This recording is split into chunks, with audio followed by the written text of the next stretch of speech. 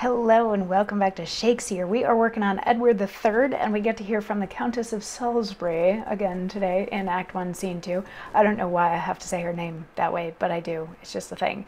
So she is in a castle that was taken over by the Scottish king and some of his troops once Edward pulled his British troops or English troops back. The Scots tried to reassert themselves, and the Countess of Salisbury started off this Act 1, Scene 2 by saying how miserable it is to be a prisoner of the Scottish king, but then she sort of ran and hid a little bit so that she could overhear what King David, the Scottish king, was saying, and he was like, we're gonna, sort of form an alliance with France, because England and France are also about to go to war, because Edward just learned that he's probably the rightful heir to the French throne, and the French instead want Edward to swear fealty to them. So David was talking to his guys, and he's like, all right, we're going to do this. We're going to go to war. And then he and Earl Douglas have a little bit of back and forth about like who gets to claim the Countess of Salisbury and her jewels and things like that. But then a messenger comes in and says, the British are coming, the British are coming. It's a very weird sort of Paul Revere type bit, except not. So he says that they can see the British army coming, the English army coming, and pretty much all of the Scottish people turn and run away.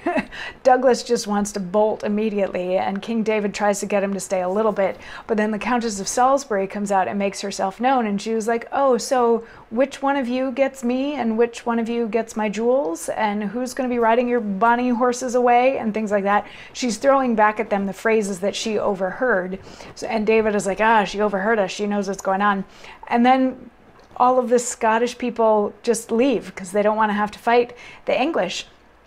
At which point Montague comes in, who is cousin to the Countess of Salisbury, and he's like, hey, and the king's actually here to win you back, to win back these territories and things like that. And she's like, oh, I better go get ready to greet him, receive him properly. And she leaves the stage for a moment, and then King Edward and Artois and a bunch of other people come in, and they're like, what? I thought there were going to be Scottish people here for us to fight. And they're like, nope, I guess they all ran away. But then the Countess comes in, to pay honor to her king, and she's very courteous and very gracious and tries to get him to stay and he's like, I really I should go running after the Scots because we gotta beat them back and let them know that what they did wasn't okay. But he is also sort of taken by how beautiful she is.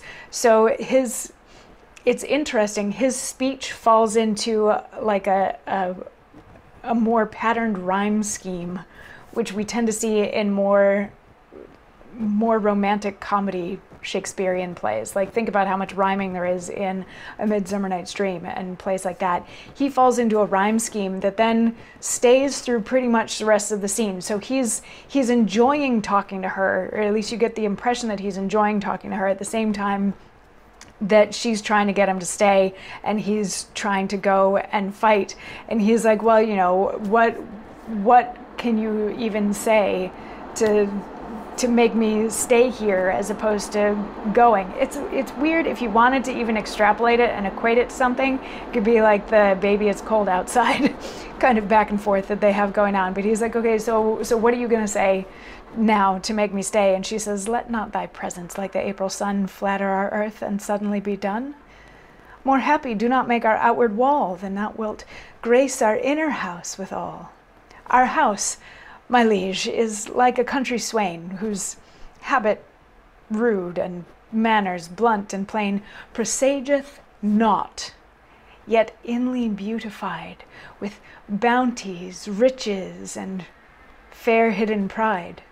For where the golden ore doth buried lie, the ground undetected with nature's tapestry seems barren, sere, unfertile, fruitless, dry. And where the upper turf of earth doth boast his pride perfumes and party-colored coast, delve there, and find this issue and their pride to spring from ordure and corruption's side. But to make up my all too long compare, these ragged walls no testimony are, what is within, but like a cloak doth hide from weather's west the under-garnished pride. More gracious than my terms can let thee be, entreat thyself to stay a while with me. So what she's saying is, like, first of all, you just got here and you're the king. Like, please grace my home with your presence. And I realize that it's sort of a sad looking home. It's not a very grandiose, beautiful home on the inside. But if you just see the, or on the outside, but if you just see the inside is gorgeous. It's lovely. It's the same as, you know, when you're mining for gold, you have to dig way down, and it, you know, the earth on top might look barren and dry and like a wasteland, but if you dig down, you get to the gold, versus other places that are lush and green and beautiful. If you dig down, you probably wouldn't find some gold. So she's like, don't judge my house by its exterior, but please, please honor me with coming inside to see how beautiful it is, how welcoming it is. And stay, let me feed you, sort of a thing is what she's getting at. And he's finally like, okay, yeah, fine.